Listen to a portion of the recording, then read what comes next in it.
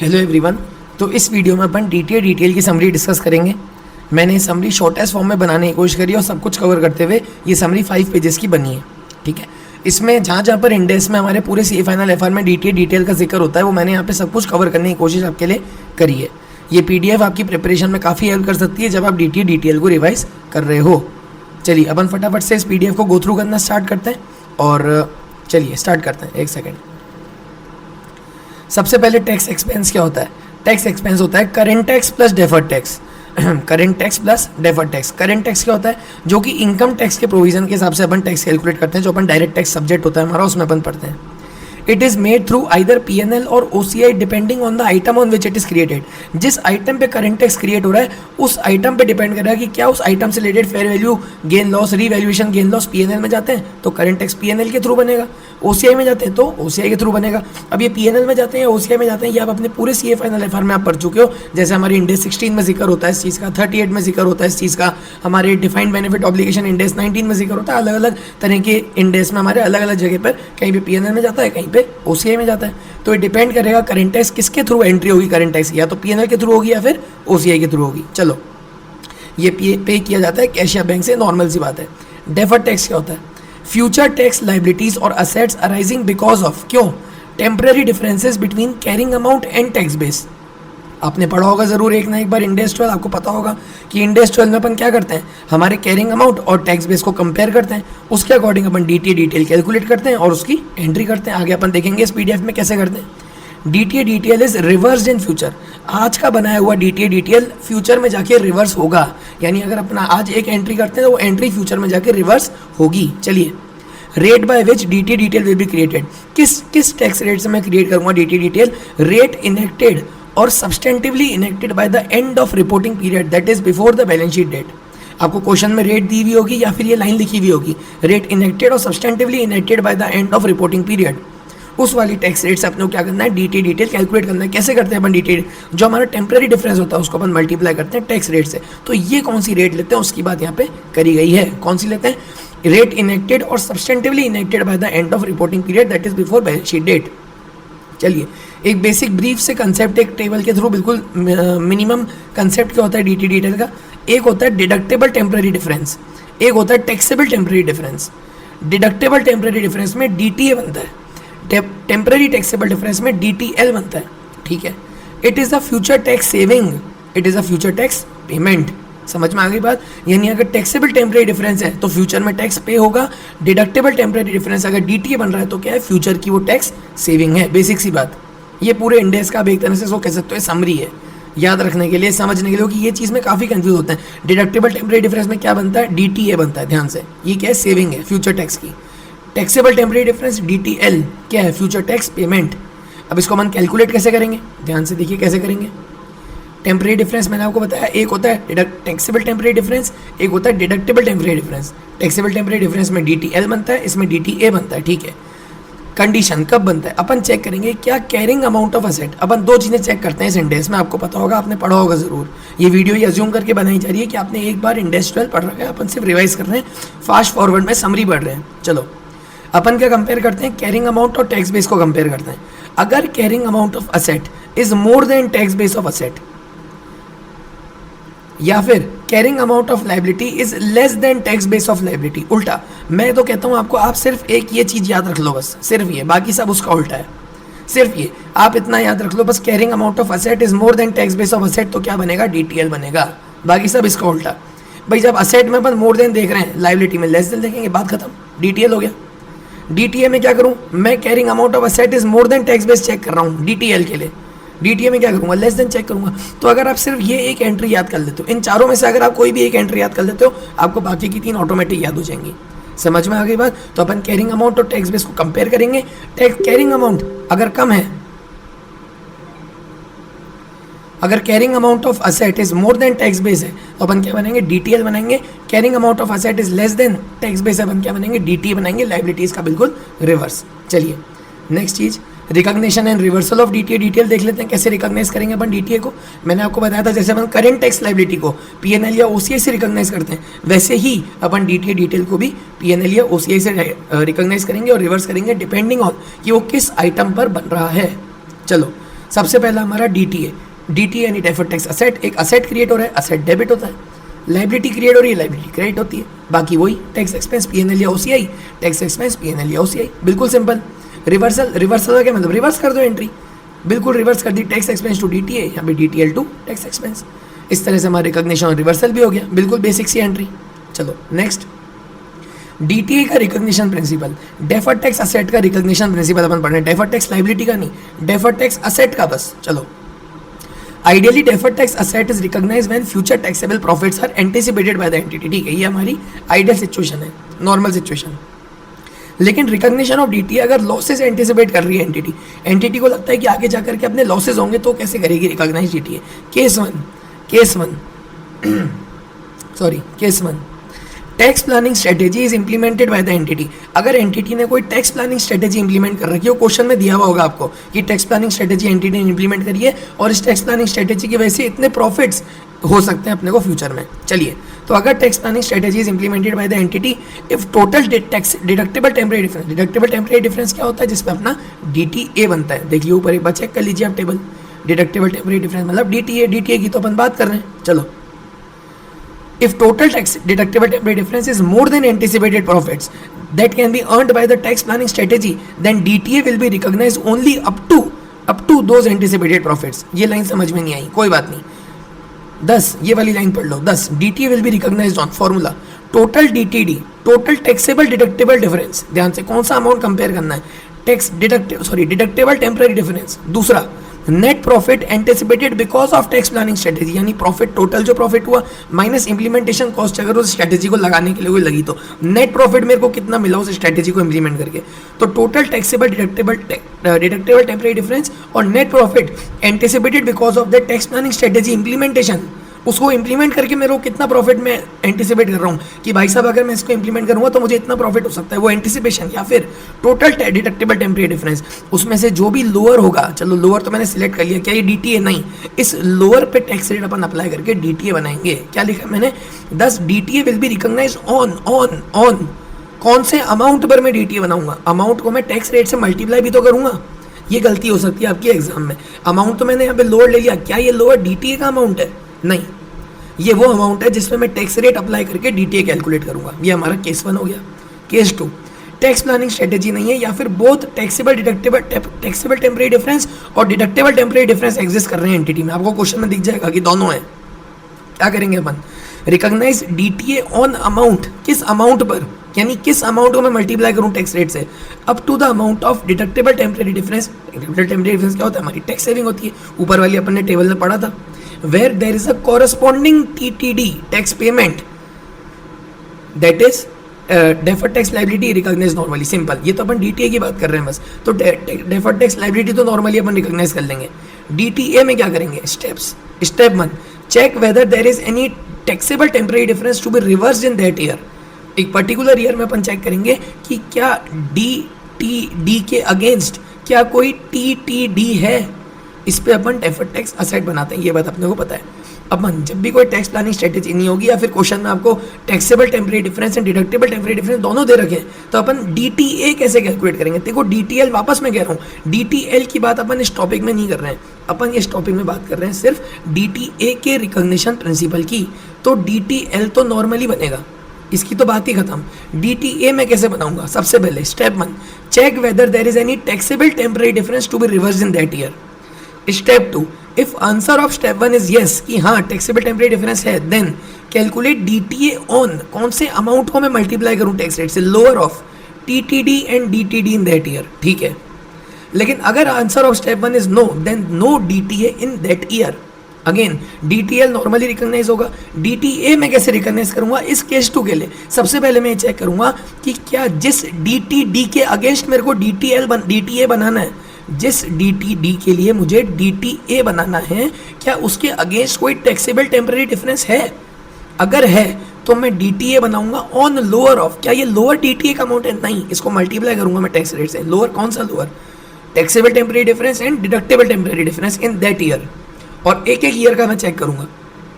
और अगर answer of step 1 is no तो उस पर्टिकुलर ये का DTA नहीं बनेगा। क्या DTL बनेगा? हाँ, DTL नॉर्मली बनेगा, DTL तो नॉर्मली बनेगा, मैंने यहाँ पे लिख दिया। चलिए, ये स्टेप्स सिर्फ DTA के लिए हैं। चलो next topic, relationship between tax expense and accounting profit. Tax expense and accounting profit. Accounting profit आपको पता है जो अपन बुक्स के हिसाब से प्रॉफिट एंड लॉस निकालना है, प्रॉफिट एंड लॉस अकाउंट बना के। यहाँ पे टैक्सेबल प्रॉफिट की बात नहीं हो रही है, अकाउंटिंग प्रॉफिट हमारी बुक्स के हिसाब वाला प्रॉफिट। चलो उसमें first point, reconciliation of tax expense and tax on accounting profit. यहाँ पे एंड आएगा, एंड नहीं लगाया मैंने। Reconciliation of tax expense and tax on accounting profit कैसे देखेंगे अपन? सबसे पहले अपन देंगे accounting profit as per books कितना है, एप्लीकेबल टैक्स रेट लिख देंगे। अकाउंटिंग प्रॉफिट पर टैक्स रेट अप्लाई करके एक टैक्स का अमाउंट आ जाएगा। ऐड, क्या ऐड करना है ध्यान से, tax on amounts that are not deductible या not allowed in income tax. उसका टैक्स का अमाउंट, कौन से टैक्स का अमाउंट? उन आइटम्स के ऊपर टैक्स का अमाउंट जो कि इनकम टैक्स के अंडर अपने को उसकी डिडक्शन या फिर अलाउ नहीं है। आपने डायरेक्ट टैक्स अगर पढ़ा होगा तो आपको पता होगा मैं क्या कह रहा हूँ, या फिर अगर आपको इंटर का थोड़ा बहुत ध्यान होगा कि अपन क्या करते हैं डायरेक्ट टैक्स में, हमारे PGBP में कुछ एक्सपेंसेस को अलाउ करते हैं, कुछ एक्सपेंसेस को डिसअलाउ करते हैं। तो वो जो डिसअलाउड एक्सपेंसेस होते हैं, जिनका डिडक्शन अपने को अवेलेबल नहीं होता है, अलाउ नहीं होता है, उन पे टैक्स का अमाउंट कितना बन रहा है वो अपने को इसमें ऐड करना है, हमारे पास टैक्स एक्सपेंस आ जाएगा। Second point, tax rate reconciliation. ये तो अपन ने टैक्स के अमाउंट का रिकंसिलेशन करा, अपन करेंगे टैक्स रेट रिकंसिलेशन। कैसे करेंगे? एप्लीकेबल टैक्स रेट मैंने लिख दी। Next, proportional tax rate on item not deductible या not allowed in income tax. ये कैसे निकालेंगे? फॉर्मूला भी लिखा मैंने, tax on amount that are not deductible या not allowed in income tax. कौन सा वाला अमाउंट? ये वाला अमाउंट, ये वाला amount divided by accounting profit as per books, ये वाला अमाउंट इंटू 100। मैं क्या निकाल रहा हूँ? प्रोपोर्शनल टैक्स रेट ऑन, या फिर एक average tax rate, proportional tax rate on item not deductible. यानी मेरे पास इसका टैक्स अमाउंट तो आ गया, अब मेरे को टैक्स रेट निकालनी है। इसकी प्रोपोर्शनल रेट कितनी हुई, मैं किससे डिवाइड करूंगा? Accounting profit as per books. ध्यान से, tax on amounts that are not deductible, उन अमाउंट्स के ऊपर जो टैक्स अपन ने यहाँ कैलकुलेट करता है, ये वाला, ये डिवाइडेड बाय किससे डिवाइड करूंगा? मैं इस वाले अमाउंट से डिवाइड करूंगा। मेरे पास एक और रेट आ जाएगी, इंटू मल्टीप्लाई इंटू 100 करूंगा तभी तो रेट आएगी। बिल्कुल सही बात है, दोनों को मैं ऐड कर दूंगा, मेरे पास क्या आ जाएगी? Average effective tax rate. या आपको क्वेश्चन देख करके, क्वेश्चन की डिटेल्स देख करके समझ आ जाएगा कि आपको ये कैलकुलेशन करनी है। ठीक है, MCQ में भी अगर आपको इस तरह की कोई डिटेल दिख रही हो ना, जैसे ये एप्लीकेबल टैक्स रेट आपको दे रखी है, रिकंसाइल कोई वर्ड दे रखा है, ध्यान रख लेना, आपको ये कैलकुलेशन करनी पड़ सकती है। चलो नेक्स्ट चीज़ क्या है? ऑफसेटिंग का एक पॉइंट है बेसिक सा। An entity can offset current tax asset and current tax liability, या फिर deferred tax asset and deferred tax liability if, कब कर सकती है offset? If entity has a legally enforceable right to set off current tax asset and current tax liability और deferred tax asset and deferred tax liability. क्या मतलब? In other words, both asset and liability component must be levied by same tax authority. यानी अगर asset and liability same tax authority के under govern हो रहा है तो वो अपने current tax asset, current tax liability, या फिर deferred tax asset, deferred tax liability को क्या कर सकते हैं? ऑफसेट कर सकते हैं। चलो, ये अपन ने बेसिक बात कर ली। अब अपन क्या करेंगे? हमने ये सीखा था ऊपर कि हम कैरिंग अमाउंट और टैक्स बेस को कंपेयर करते हैं। कुछ केसेस में हमें टैक्स बेस डिटरमाइन करना पड़ सकता है हमारी नॉलेज के बेसिस पे। बस वही अपन नीचे देखेंगे कि कुछ असेट लायबिलिटीज के केस में टैक्स बेस क्या होगा, कैरिंग अमाउंट क्या होगा। चलो देख लेते हैं। बेसिकली कैरिंग अमाउंट क्या होता है? The amount calculated as per respective Ind AS provisions. Carrying amount, कौन से कैरिंग अमाउंट की बात हो रही है? जो हम हमारी अकाउंटिंग प्रोसेस में, जिसके लिए अपन FR पढ़ रहे हैं, फाइनेंशियल रिपोर्टिंग वाली जो बैलेंस शीट होती है हमारी, जो हम प्रेजेंट करते हैं, उस बैलेंस शीट में अपन किसके हिसाब से प्रोविजन कैरिंग अमाउंट डालते हैं? हमारे इंड एज के हिसाब से। भाई साहब, जो बैलेंस शीट होगी हमारी, उसमें PP का अमाउंट कौन से इंड एज के अकॉर्डिंग लिखा हुआ होगा? इंड एज 16 के अकॉर्डिंग। इस तरह से तो कैरिंग अमाउंट बेसिकली क्या होगा? As per respective Ind AS के प्रोविजन जो हमने कैरिंग अमाउंट कैलकुलेट करा होगा। ठीक है, tax base calculated as per the nature and type of asset as discussed under. अब अपन ये डिस्कस करेंगे, नीचे सारे पॉइंट्स मैंने वाले समराइज करे हैं जहाँ पे अपन टैक्स बेस देखेंगे क्या होगा। चलो, तो सबसे पहले अपन असेट्स की बात करते हैं। टैक्स बेस ऑफ असेट्स, सबसे पहला असेट क्लासिफाइड अंडर PP, या फिर इंटेंजिबल असेट, या फिर इन्वेस्टमेंट प्रॉपर्टी। अगर इन तीन में से कोई एक असेट है, तीनों असेट का ट्रीटमेंट सेम ही होता है। आपने इंडेस पढ़े होंगे, आपने देखा होगा काफ़ी सारे सिमिलर ट्रीटमेंट्स ही होते हैं तीनों असेट में, तीनों इंडेस में। चलो, सबसे पहले अपन ये चेक करेंगे क्या इनकी डिडक्शन इनकम टैक्स की बुक्स में ली जाती है। अगर आंसर आता है येस, ली जाती है, टैक्स बेस क्या होगा? निल, जीरो। जब डिडक्शन ही नहीं तो टैक्स बेस किस बात का? अगर डिडक्शन नहीं ली जाती है, deduct only depreciation because there is no concept of revaluation and impairment in income tax. क्या आपने कभी लाइफ में इनकम टैक्स में रिवैल्यूएट और इम्पेयरमेंट का कोई कंसेप्ट पढ़ा है? नहीं। तो इसलिए अपन सिर्फ depreciation allowable as per income tax, ध्यान से कौन सा डेप्रिसिएशन, इनकम टैक्स प्रोविजन वाला, cost minus depreciation calculated as per income tax act, हमारा टैक्स बेस आ जाएगा। समझ में आ गई बात? तो ये चेक करना कि डिडक्शन मिल रही है नहीं, अगर मिल रही है टैक्स बेस डायरेक्टली जीरो, अगर नहीं मिल रही है डिडक्शन तो अपन निकालेंगे cost minus depreciation allowable as per income tax provision, ये वाला डेप्रिसिएशन, बुक्स वाला डेप्रिसिएशन नहीं, इनकम टैक्स के हिसाब से वाला डेप्रिसिएशन माइनस करके अपना टैक्स बेस आ जाएगा। Second asset income receivable, example हमारा interest receivable, there is no concept of income receivable in income tax balance sheet and it directly included in the taxable income, ये बात अपने को बहुत अच्छे से पता है। टैक्स बेस क्या होगा, नील, अगेन नील। डेटर्स केस, दो केस है। फर्स्ट केस, अगर जनरल बेड डेट्स प्रोविजन आपको क्वेश्चन में दिया हुआ है, टैक्स बेस कैसे निकला, कैरिंग अमाउंट, ध्यान से कौन सा, before deducting any type of provision. मान के चलो आपको एग्जाम में एक अमाउंट दे रखा है डेटर का और ब्रैकेट में लिखा हुआ है provision of this after deducting this is much provision, आप उसको एड बैक कर दो। Carrying amount before deducting any type of provision, ध्यान से एनी टाइप, किसी भी तरह का प्रोविजन डिडक्ट करने से पहले।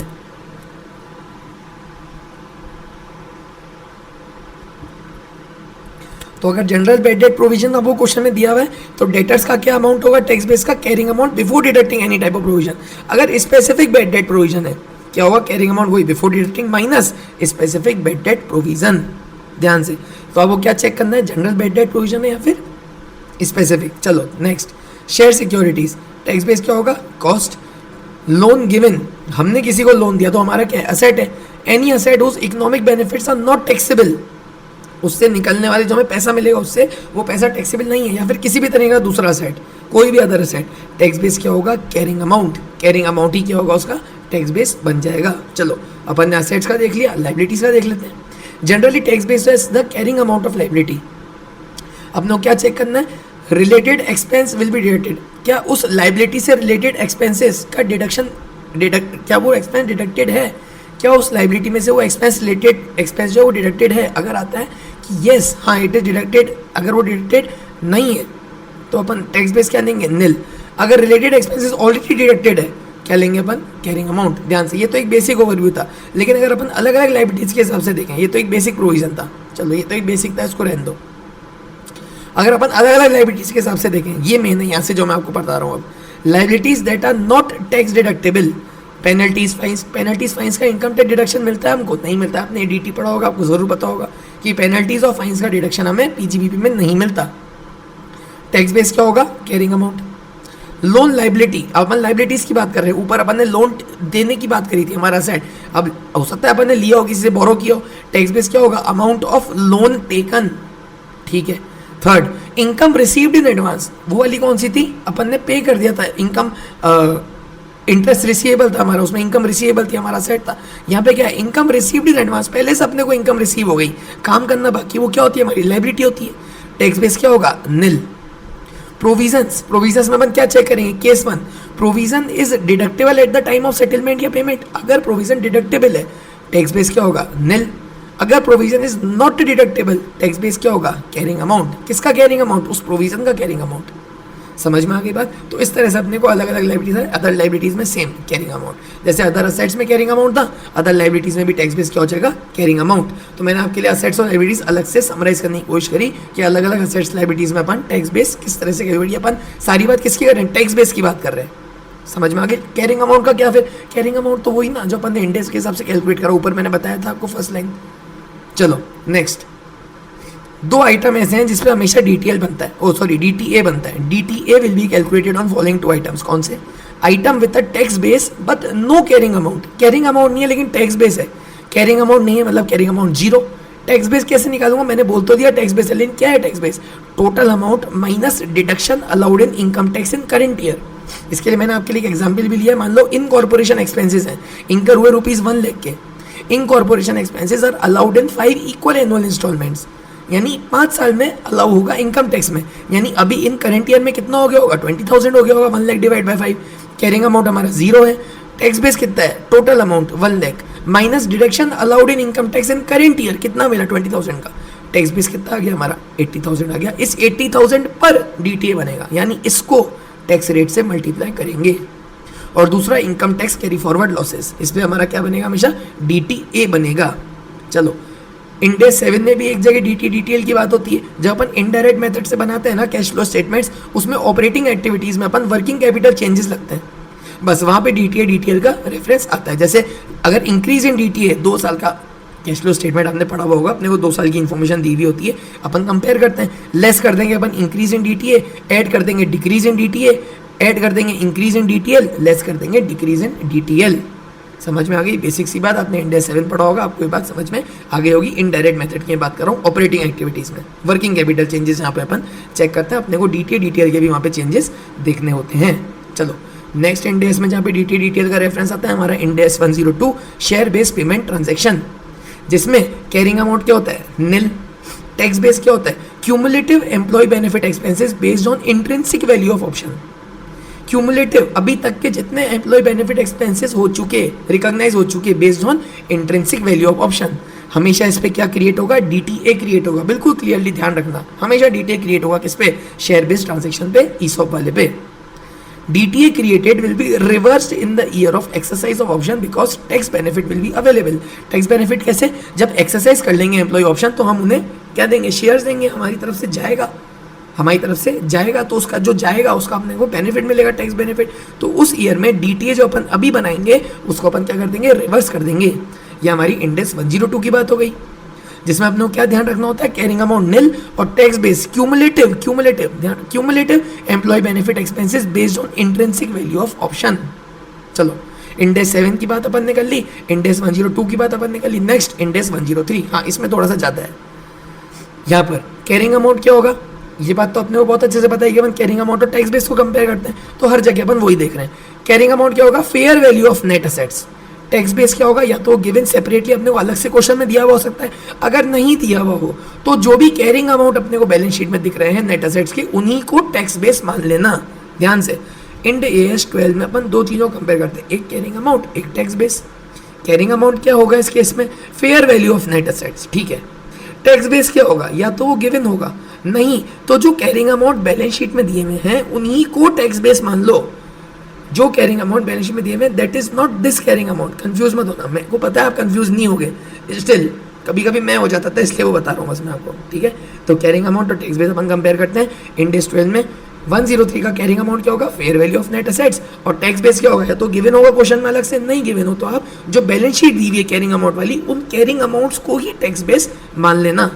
चलो नेक्स्ट पॉइंट इंडेस 103 में ही चेक वेदर डीटीए और DTL is to be prepared. कैसे देखेंगे? अगर carrying amount is more than tax base, DTL कहाँ से बनेगा? डीटीएल कैपिटल रिजर्व से बनेगा डीटीएल।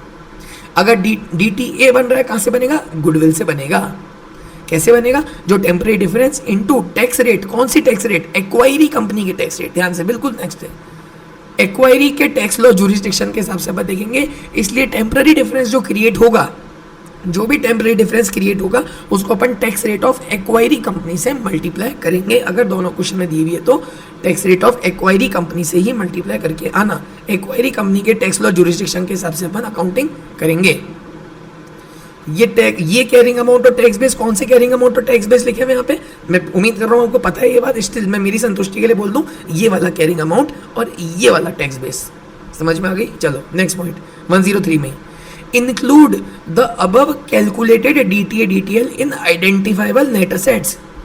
ये जो अपन ने ऊपर DTA DTL कैलकुलेट करा ना, इन DTA DTL या जो भी DTA एक ही चीज़ कैलकुलेट होगी ऑब्वियसली, तो उसको आप आइडेंटिफाइबल नेट असेट्स की कैलकुलेशन में या तो असेट में DTA है तो DTL है तो लाइबिलिटी में ऐड कर देना। DTA DTL is not created on goodwill arising through business combination. इसका क्या मतलब? बिल्कुल मैंने वो भी देख रखा है। जब अपन purchase consideration add NCI less identifiable net assets, कौन से आइडेंटिफाइबल नेट एसेट यहाँ पे ही मैंने लिख दिया, including calculated DTA DTL goodwill. यही वाला पॉइंट मैंने वापस यहाँ पे लिखा है, ये जिससे क्लैरिटी आ जाए। अपनी गुडविल कैलकुलेट होती है, इस गुडविल पर DTA DTL नहीं बनेगा, ये मैंने यहाँ पे लिखा है। समझ में आ गई? DTA DTL is not created on this goodwill. DTA DTL is not created on goodwill arising through business combination. ये गुडविल कौन सी है? बिजनेस कॉम्बिनेशन की वजह से जो अराइज हुई गुडविल, इस गुडविल पे DTA DTL नहीं बनेगा। एक पॉइंट और आता है हमारे इंडेस 103 में, जहां पे अपन DTA DTL की बात करते हैं, कॉन्सेंट्रेशन टेस्ट। ये हमारा एक ऑप्शनल टेस्ट होता है। It is done to check whether acquired set of activities and assets in business acquisition है या फिर असेट एक्विजिशन है। कैसे चेक करते हैं? स्टेप 1, सबसे पहले अपन निकालते हैं fair value of gross assets acquired. कैसे निकालते हैं fair value of gross assets acquired? Fair value of consideration transferred add, fair value of NCI add, fair value of previously held interest add, fair value of liabilities acquired. यहाँ पे DTL exclude हो रहा है। मैंने कोशिश करी है कि एफआर में जहाँ जहाँ डिटेल आ रहा है सब मैं इस पीडीएफ में डाल दूँ, इसलिए मैंने ये वाला टॉपिक इसमें डाला, क्योंकि यहाँ पे डिटेल का जिक्र हो रहा है। लेस करेंगे डीटीए का जिक्र हो रहा है। समझ में आ गई बात? हमारे पास क्या आ जाएगी? Fair value of gross assets acquired. Step 2, notice a particular asset out of all assets taken over whose fair value is the highest. फिर अपन परसेंटेज निकालेंगे, जो हमने यहाँ पे नोटिस करा असेट उसकी fair value divided by fair value of gross assets acquired, जो अपन स्टेप 1 में कैलकुलेट करा, इनटू 100। फिर अपन चेक करेंगे क्या ये असेट एक्विजिशन है या बिजनेस एक्विजिशन है, उसी का तो एक टॉपिक है। केस 1, स्टेप 3 का परसेंटेज, जो यहाँ पे अपन ने स्टेप 3% निकाली, सब्सटेंशियल है या नहीं डिपेंड करेगा entity to entity. It is an asset acquisition, concentration test successful. अगर अदर केस है तो अपन फर्दर असेसमेंट देंगे, आगे कंपनी और एंटिटी और असेसमेंट करेगी टू चेक करने के लिए क्या ये असेट एक्विजिशन है या फिर बिजनेस एक्विजिशन है। ये वाला टॉपिक इस पीडीएफ में डालने का सिर्फ एक ही सेंस है, क्योंकि यहाँ पे डिटेल आ रहा है और यहाँ पे डीटी आ रहा है, बस इतने से, इसलिए मैंने ये टॉपिक इसमें डाला डिटेल की समरी में। जहाँ जहाँ जिक्र हुआ तो मैंने सब कुछ इस पीडीएफ में डालने की कोशिश करी और सब कुछ इसमें इंक्लूड मैंने कर दिया। चलो नेक्स्ट, इंडेस 110 चेक कर लेते हैं। 110, 111 और हमारा 28, हमारा सबसे प्यारा इंडेस सब्सिडरी एसोसिएट और जॉइंट वेंचर वाला।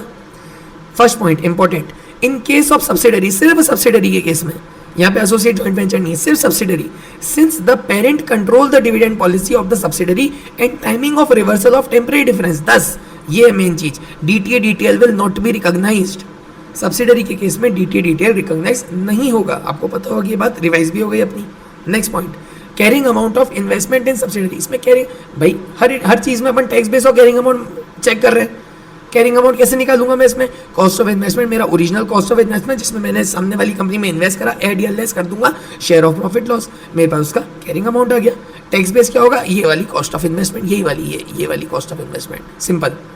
समझ में आ गई बात? आ गई। नेक्स्ट हमारा इंडेस 116, यहाँ पे ध्यान रखने वाला पॉइंट कौन सा था? सिर्फ ये वाला था, अच्छा पॉइंट था ये। सब्सिडरी के केस में डिटेल नहीं बनता। चलो इंडेस 116 लीजेस, एज पर इंडेस 116 आपने पढ़ा होगा, जहाँ पे अपन आरओयू असेट और लीज लायबिलिटी को रिकॉग्नाइज करते हैं, उसको नेट ऑफ करके दिखाते हैं। यानी इस केस में कैरिंग अमाउंट क्या होगा? कैरिंग अमाउंट बेसिकली वही जो अपन अलग अलग इंडेस में करते हैं, वही मैंने आपको ऊपर बताया था, अलग अलग इंडेस में करते हैं। तो आरओयू असेट का carrying amount less lease liability का कैरिंग अमाउंट, हमारे पास नेट कैरिंग अमाउंट आ जाएगा। ये हमारा कैरिंग अमाउंट हो गया। Tax base nil, because payment of lease rental are allowed as deduction in income tax. Income tax के अंडर लीज रेंटल जब कोई एंटिटी पे करती है उसका डिडक्शन अपन ले सकते हैं, डिडक्शन ले सकते हैं, tax base nil. Last point, presentation of DTL, PNL और ओसीआई में प्रेजेंटेशन भी होगी, बैलेंस शीट में भी होगी। कैसे दिखाएंगे पीएनएल ओसीआई में? Final closing balance of DTL, जो कि टेम्परेरी डिफरेंस को अपन टैक्स रेट से मल्टीप्लाई करते हैं, यही अपन बैलेंस शीट में भी लिखते हैं, सिंपल। ये क्लोजिंग बैलेंस इसको अपन बोलते हैं। लेस ओपनिंग, तो इस साल कितना हुआ भाई? पीएनएल और ओसीआई में तो वही आएगा जो इस साल हुआ। तो final closing balance of DTL minus opening balance of DTL to be recognised in PnL और OCI depending on the item जिस पे बन रहा है, ऑब्वियस सी बात है। जी समझ में आ गई बात? ठीक है। और प्रेस बैलेंस शीट में ये वाला क्लोजिंग बैलेंस बैलेंस शीट में आ जाएगा। बैलेंस शीट में आप डीटीएल को नेट करके भी दिखा सकते हो। अगर आपका डीटीए भी आ रहा है, डीटीएल भी आ रहा है, तो आप दोनों को माइनस करके, अगर डीटीए बढ़ा रहा है डीटीए में दिखा दो नेट, डीटीएल आ रहा है डीटीएल में दिखा दो नेट। समझ में आ गई बात? तो ये मैंने कोशिश करी कि मैं आपके पूरे के पूरे एफआर सी फाइनल एफआर की एक डीटीएल की समरी बना दूं, सबसे अच्छी समरी, मतलब मेरे हिसाब से ये समरी ठीक बनी है, आपको हेल्प करेगी ये समरी। और मैंने सारे के सारे टॉपिक इसमें इंक्लूड कर दिए हैं, आपकी कैलकुलेशन पार्ट और जिस इंडेस में डीटीएल आता है वो सारे इंडेस, जैसे इंडेस 7 मैंने इसमें इंक्लूड कर दिया था, अपन ने पढ़ा था इंडेस 7, इंडेस 102, 103, हमारा 103 में थोड़ा ज़्यादा था, 110, 116।